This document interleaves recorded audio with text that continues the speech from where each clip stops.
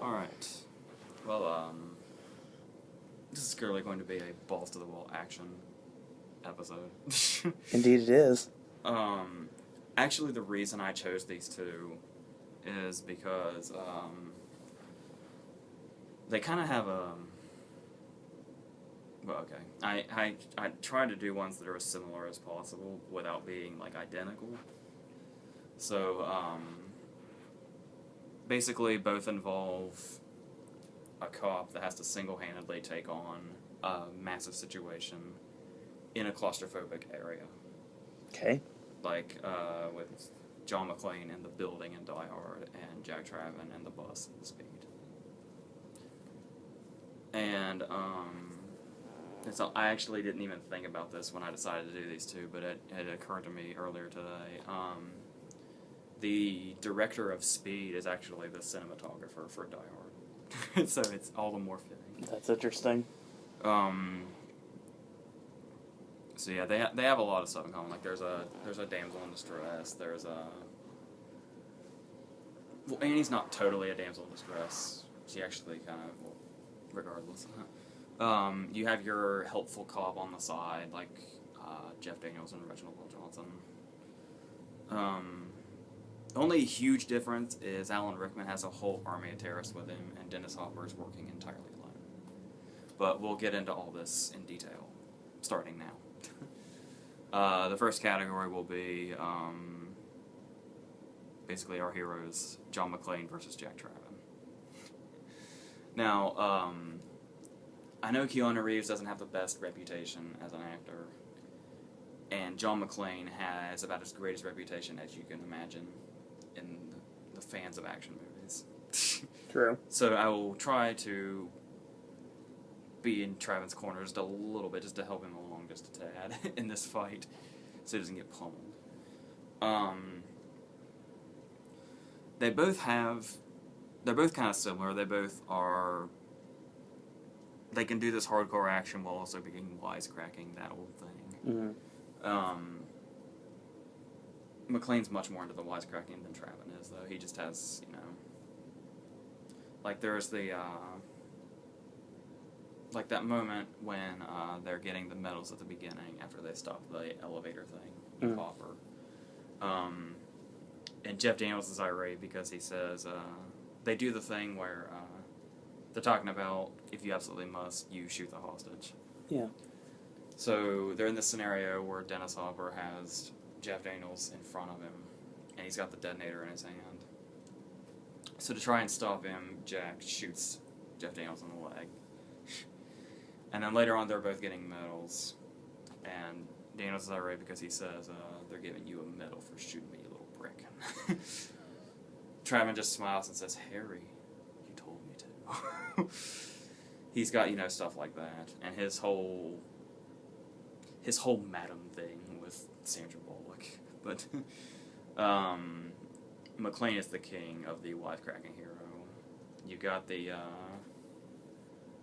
like next, you know, you got the yippee-ki-yay line. You know, I don't want to go too much into it because everybody fucking knows it. Whatever, it goes without saying. Of course. The whole the guy is shooting at him on top of the table when he's underneath it, and the guy says, if you, like, oh fuck, I can't remember the line. I'm gonna blank. God damn it. Something about if you're gonna try and kill me, don't hesitate. And McClane says good advice and just shoots him right then and there. I love the scene where he's mimicking Holly and the vents with the come out to the coast, we'll get together, have a few laughs. Always knowing what he's doing is a bad idea. But the thing is Jack is like this straight action hero. Like, he looks like that through the whole movie. Yeah. And he literally runs onto the bus. He tries to run on the bus, then he commandeers a car, then he gets his way there. And he's just the ultimate super cop, basically. John McClane, we have more time to realize how much of a real person he is. Because, well, Jack doesn't really get in any huge, massive, holy shit, I almost just died scenarios. McClane ends the movie. When McClane is at the end of the movie, it's a miracle he hasn't bled to death yet, because he's just covered from head to toe, literally, in his own blood.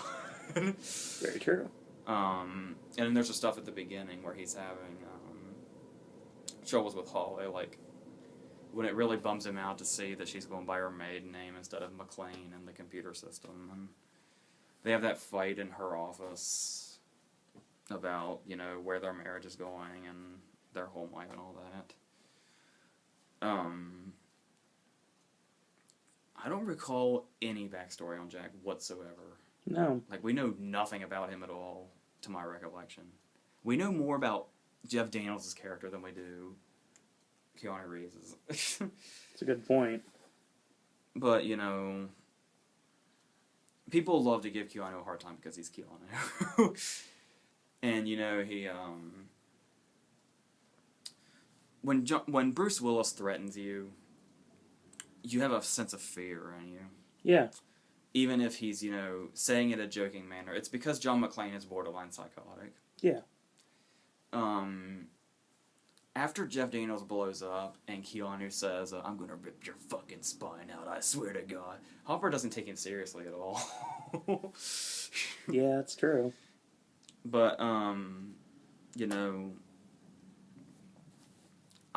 never, Keanu's never been, an actor that...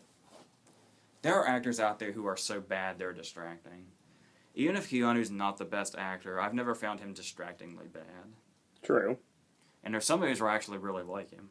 So, this is also, it's John McClane versus Jack Trout, while also being Bruce Willis versus Keanu Reeves. That's the way they've been. Anyway.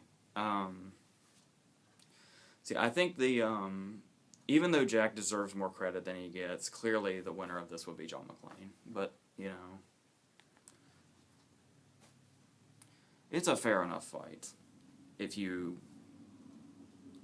People live by that standard of John McClane is the one and ultimate badass, and I bow down to him. Bow down and kiss his bloody ass feet. But, that's like, I can't remember what the site was called. There was a site a really long time ago, this was years ago, where, kind of like the face mash thing that, Mark Zuckerberg did. Mm-hmm. It was, something versus something. Like the Incredible Hulk versus Batman or whatever. The one for this was John McClane versus the entire Death Star. I actually think I remember that. So, and you won. So yeah, John McClane's more fun, and he's of the two, he's the one you'd want in your corner. Yeah. Because I guess you could say Jack pushes Howard Payne into the light, but he never kills anybody. He never. I mean, I know he's stuck on a bus with all the innocent people, so he didn't really have much of a scenario where he had to kill anybody. But I don't know. Well, wait, I already gave McClane a win. I don't know why I'm still on this. Next, it will be fun. Obviously, next is who better villain. Alan Rickman is Hans Gruber, Dennis Hopper is Howard Payne. Just think about that without even the characters. Dennis Hopper versus Alan Rickman. Good God. Okay. We'll start with Hopper. As I said before, what actually makes Hopper more interesting than Rickman in this particular case is Howard Payne works alone. He's literally doing this from his shitty-ass apartment on his phone. He's not even holding his phone in the right hand because he's missing a finger on one of his hands, so he has to hold the phone sideways or across. So, obviously, Hans Gruber has an entire army of terrorists with him. Yeah. One of which is the guy. I never remember. When we reviewed White House Down, I couldn't remember his name either. The guy with the long blonde hair. He could be a villain in his own right by himself, and Rickman has him as a henchman. Hans Gruber might have a more appealing personality because Howard Payne is very over the top and just constantly psycho, whereas Hans Gruber's very calm.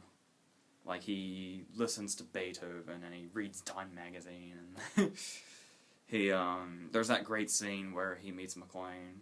He and McClane have only heard each other through walkie-talkies. So McClane doesn't know what he looks like. So they're down in that place, and he puts on an American accent. And you can't tell at all. So, I would say Hans is a smarter villain, maybe. Mm-hmm. But, there's just nothing like balls to the wall insane Dennis Hopper. There will never be anything like that again now that we've lost him. So, like that's the, he used to be a cop. So he puts on his old uniform, and he poses as a cop to lure Sandra Bullock into the subway. Mm-hmm. And then he just completely loses his mind. Like, he figures out that Jack's on top of the train. So he leaves Sandra Bullock there after he's cuffed her to the pole. And as he's running away, you hear him scream, "I'm gonna get you, Jack!" And then as he's running away, you just hear him scream. Like, just nothing. He just screams. Just because he's so furious and out of control. He has his, my dad endlessly quoted, "Pop quiz hot shot." Everyone did that. And then, Jack's return, "Pop quiz asshole." And then, what's great is they're both equally relentless. That's another important thing. Mm-hmm. Like with Mr. Takagi. He says, like, "I'm going to count to 3. There will not be a 4. And then he gets to 2, and Takagi says, "I'm not telling you anything, you're just going to have to kill me." "Okay." And shoots him in the head.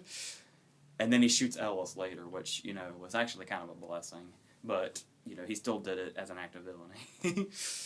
And then there's a scene where Beth Grant is, she's in Rain Man, and she's Carla Jean's mom in No Country for Old Men. She's the woman that ran the pageant, Little Miss Sunshine. I'm starting to doubt your commitment to Sparkle Motion. That's who she is. Ah, okay. Or whatever that line is. She's starting to lose her mind. She's getting claustrophobic. She fears they're going to die. She's got to get off the bus now. So she tries to get off the bus, which is against Howard Payne's rules. So he blows up that portion of the bus, and she falls under and dies. And he just says, "You're breaking the rules. That's what's got to happen." No remorse whatsoever. Yeah, well, it's a little bit of remorse because he actually said if they try to get a passenger off, he'd blow up the whole thing. Mm-hmm. So he was really showing mercy on the other passengers by just killing her. So One way to look at it. if you want, Always look on the bright side of life. yeah, it's really close because they're both there in their villainy and relentlessness, but I hate to be biased, but like I said before, as much as I love Alan Rickman and I love his, his coolness in playing Hans, there's just nothing like Psychotic Dennis Hopper. And 2 things come to mind when I think of Psychotic Dennis Hopper: Blue Velvet and Speed. Besides Blue Velvet, like if Blue Velvet didn't exist, Speed would be the ultimate iconic Psychotic Dennis Hopper. Which is a big, thing. So, Dennis Hopper will take this point. Just by a little bit. That's not to undermine Alan Rickman by any means at all. Next would be the supporting characters. So I'm going to start with the women. You have Bonnie Bedelia as Holly and Sandra Bullock as Annie. Obviously, the big difference is you could call Annie a damsel in distress, but that's not really true, which I just did earlier mistakenly. Holly is pretty much just taken hostage. I'm struggling to think of anything really she did to kind of. I mean, in the second one, she starts to be able to take care of herself, but in the first one, she really has no other choice but to just be a hostage. Annie is actually really important because despite, all the heroics of Jack and all the, everything he goes through for this, the whole movie, Annie's the one driving the fucking bus. It's true. The whole thing kind of rests in her hands. There was Sam the bus driver, but then he accidentally got shot in that whole fiasco with the whatever that one guy did. Apparently he's wanted, and he thought Jack was coming for him, so he pulled a gun out. But that got resolved. But anyway, and then Annie started to take over, which, by the way, her license was revoked for speeding. So, yeah, clearly, Bonnie is not a totally boring character because, she has enough personality. But nevertheless, So, next I guess we could go into Harry and Powell. Jeff Daniels and Reginald Johnson. We actually get Reginald Bell Johnson's whole story. Well, here's the thing. I've never really been for sure. The first time we see Powell, he's in a convenience store and he's buying a bunch of sweets like Twinkies and cakes and shit. And he says something about having a pregnant wife, and that's why he's buying them. I don't recall ever learning if he really did have a pregnant wife, or if he just was gonna start he was just making a joke. Because I'm pretty sure we see him eat one of those. But there's that, and then we get the backstory of where he accidentally shot that kid. And he becomes a really sympathetic character in the little time that he's there. I suppose, if anything, Daniels is actually more comedy relief. When he's not doing the thing, beforehand, after the medal ceremony, they're talking about how drunk he is, and he says, I'm gonna go home and have some sex. And then he says, you're gonna go home and puke, Harry. That'll be fun, too.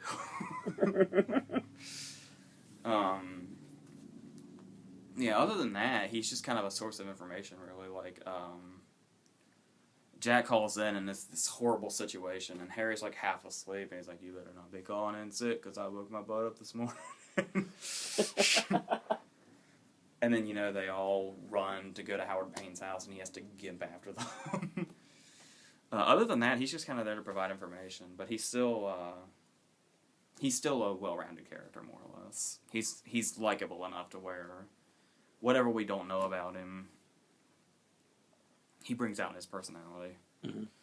But what they do with Powell is on a whole other level, so that's the supporting characters battles. This is gonna be I don't know what's going on. I guess this is kind of a weird comparison, I guess. We don't really get to know the other hostages. We just focus on Holly and Ellis, more or less.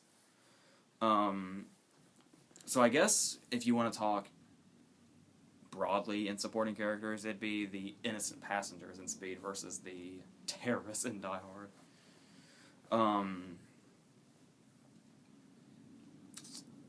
The passengers in Speed, have some good moments, like Alan Ruck, Cameron from Ferris Bueller, is the guy, the stuck-up guy that talks too much, and he's, this tourist. He's the one that says, they have to go to the airport so the choppers can't follow them, and so Payne can't see what they're doing. And in this whole hullabaloo that's gone on, it's, we're at the airport. Yeah, so? I've already seen the airport. And then there was another great moment with Alan Ruck where there's Jack goes onto the bus so he can kind of see what's going on with the bomb. And he sees how much he's given the phone to Alan Ruck, and Alan Ruck is going to relay what Jack says to Jeff Daniels. And when Jack sees just how powerful the bomb is, he just yells, "Fuck me!" And Alan Ruck relates it as, "Oh darn."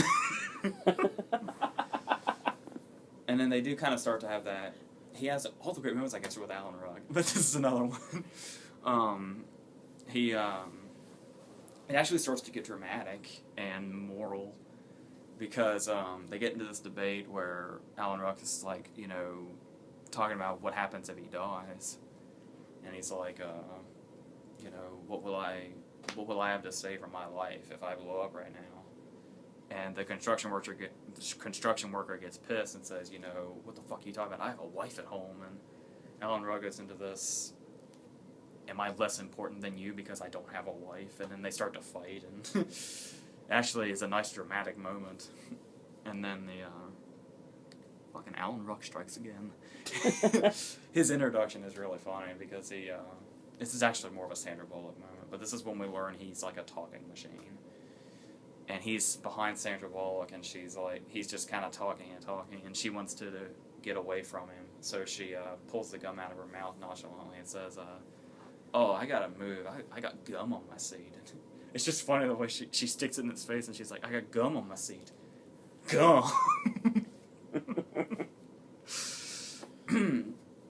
Oh, man. But then you have, even if they're terrorists in Die Hard, there's some great characters in there. Like, the blonde-haired guy has, like, this whole thing going on for himself. He's got a whole revenge plot in mind because John McClane killed his brother. But then you have, like, Theo, who is I think it's Theo that's the tech guy. He's the one that's, like, really hyperactive and really seems strange in this group of,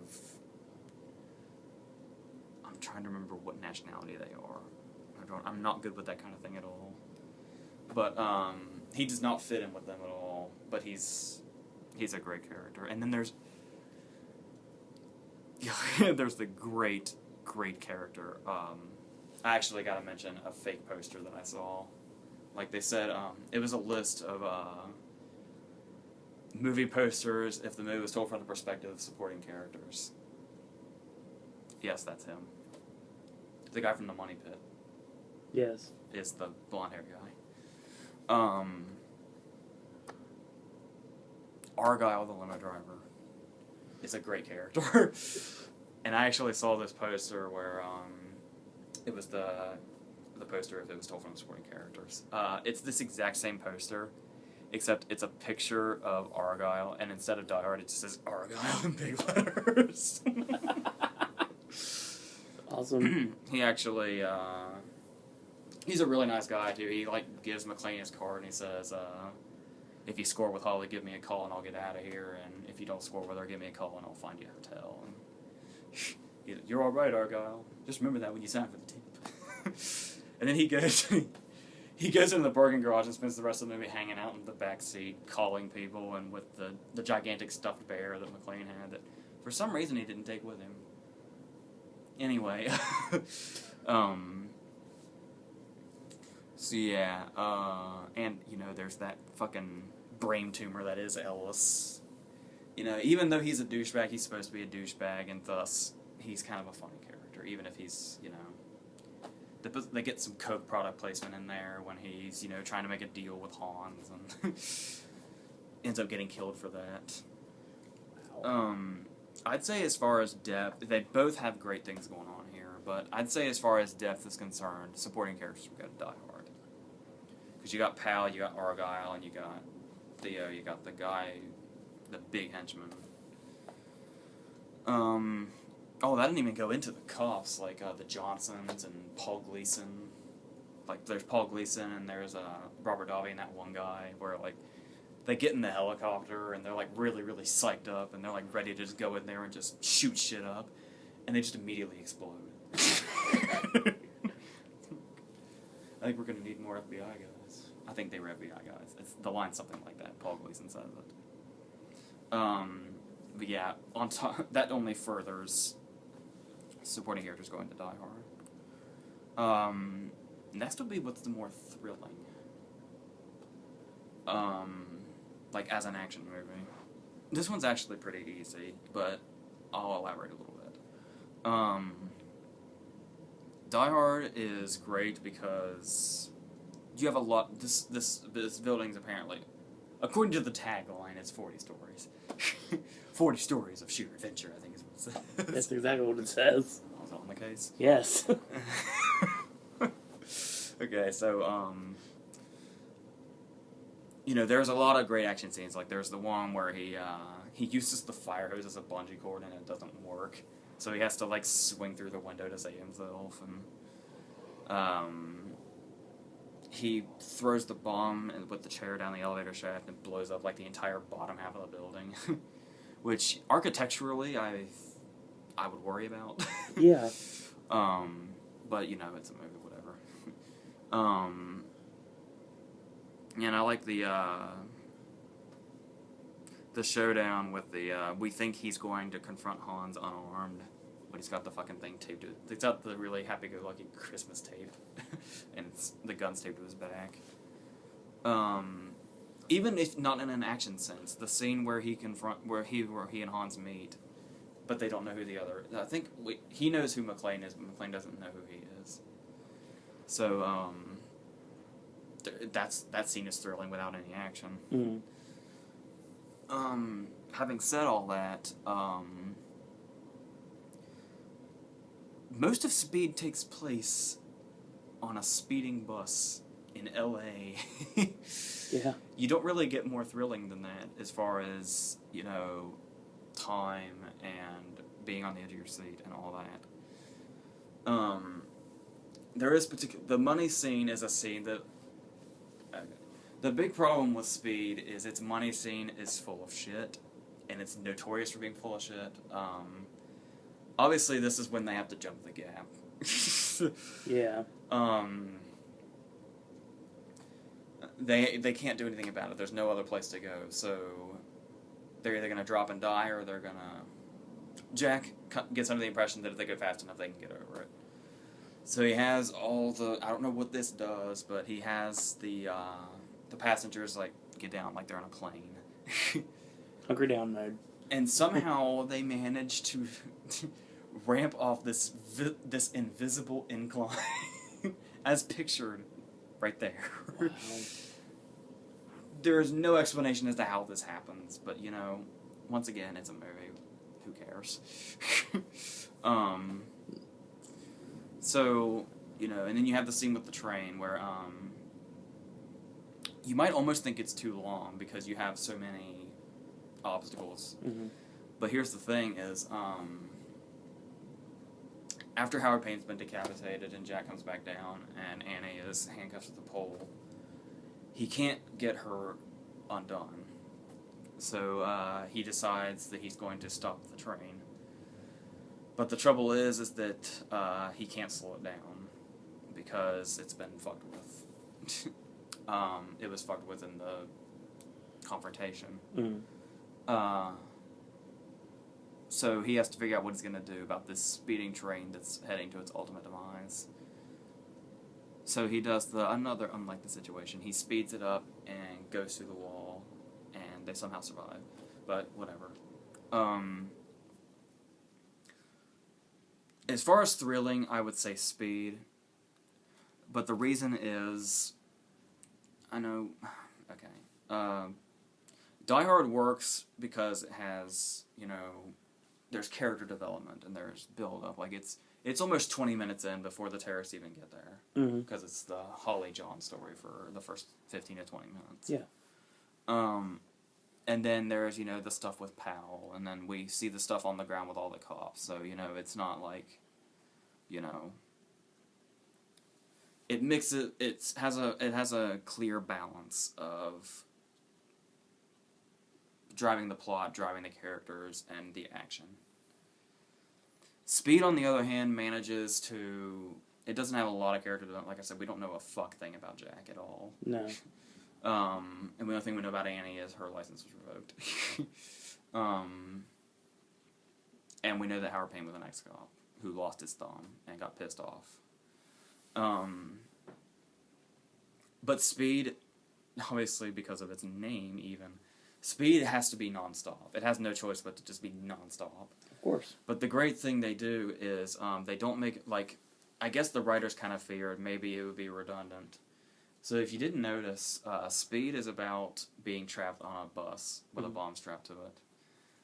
But the big opening scene of Speed takes place in an elevator, and the big ending of Speed takes place in a train. Yeah. And they managed to be, despite having three big set pieces, it is thrilling from beginning to end. It does not stop. Correct.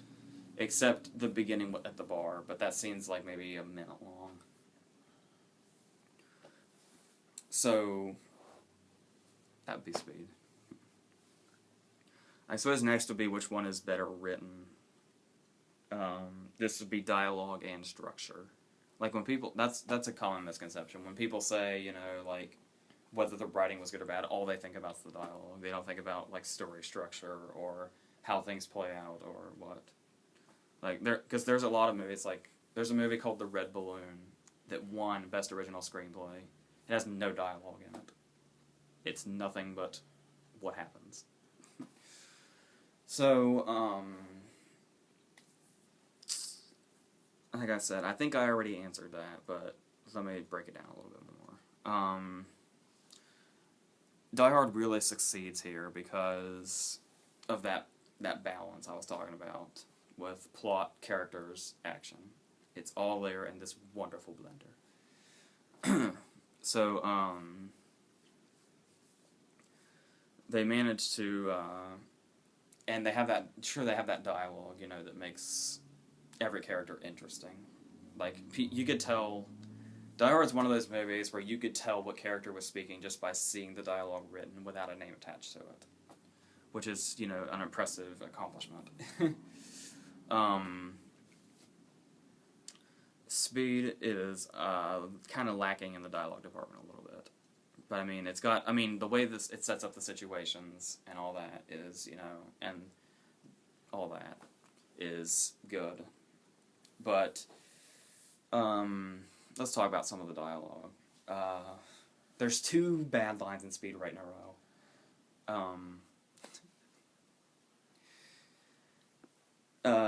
Hopper's on top of him and he's saying, "I'm smarter than you, Jack, I'm smarter than you." And then he loses his head and Jack says, "Yeah, well, I'm taller."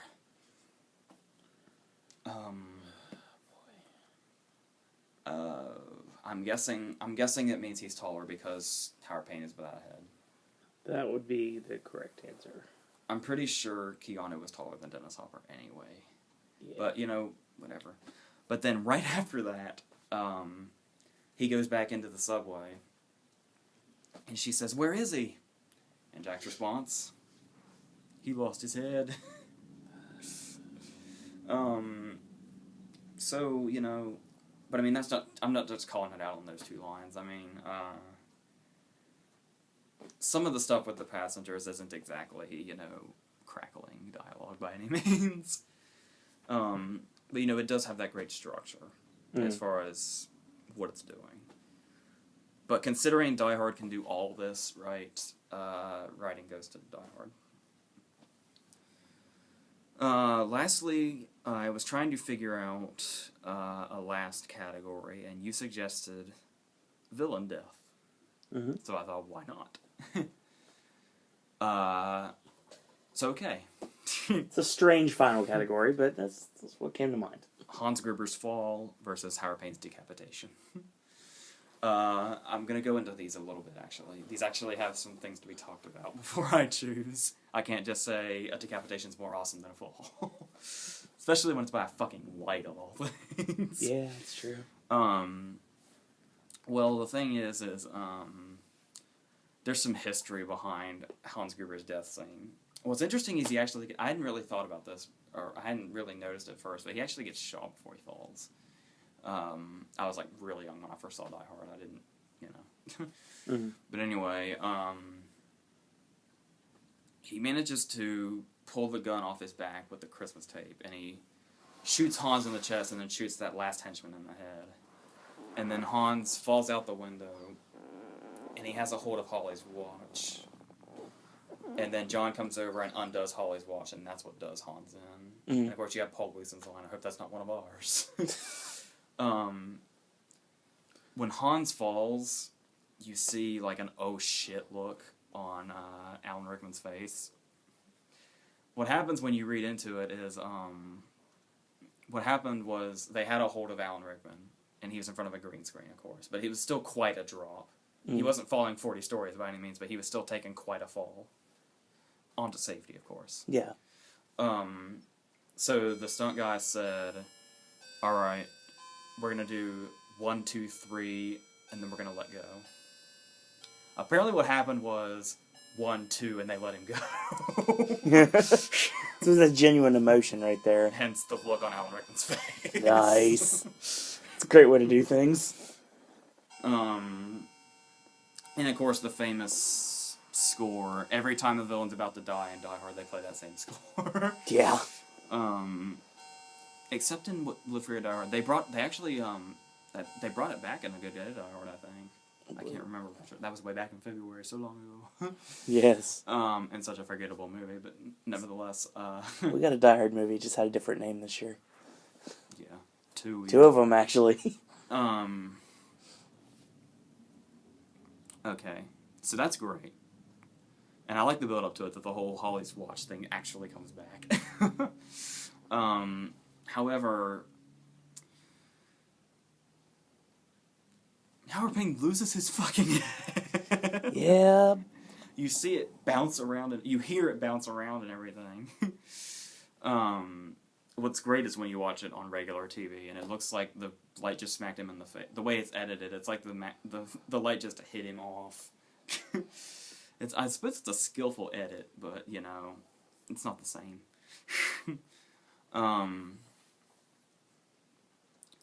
But it's been imitated quite a few times, like the whole, like, the great death scene of Philip Seymour Hoffman in Mission Impossible 3 is borrowed from Speed, where Cruise is on top of Hoffman, and a speeding truck comes.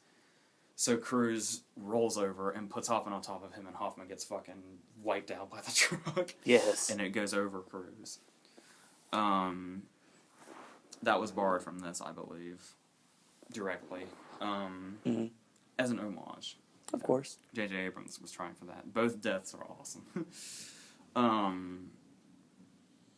It's also great. I love the echo in the train tunnel, because Hopper sees the light coming and he screams, and after his head has been ripped off, you can still hear him screaming down the tunnel. So despite having that awful line attached to it, after it happens, come on, the cooler death is Howard Payne's. Which, unfortunately, brings us to a tie. We're 3-3 again, aren't we? So, I have to decide. Oh, boy. It comes, it's Halloween Scream all over again. Die Hard might be more sophisticated and more well-made and planned out. Whereas Speed is a movie I've watched, like, over and over and over. I cannot fucking tell you how many times I've seen Speed. Okay. Well, Die Hard, I don't know why. This all happened by coincidence. Do you ever have those traditions that happen by coincidence? Yeah. For some reason, every time it was winter and we'd have a snow day at school, they'd call school off on account of the weather. For some reason, it seemed like every time we had a snow day, I for some reason had rented Die Hard. And I'd watch it every time there was a snow day from school. That just became a tradition without even me realizing it. It's snowing.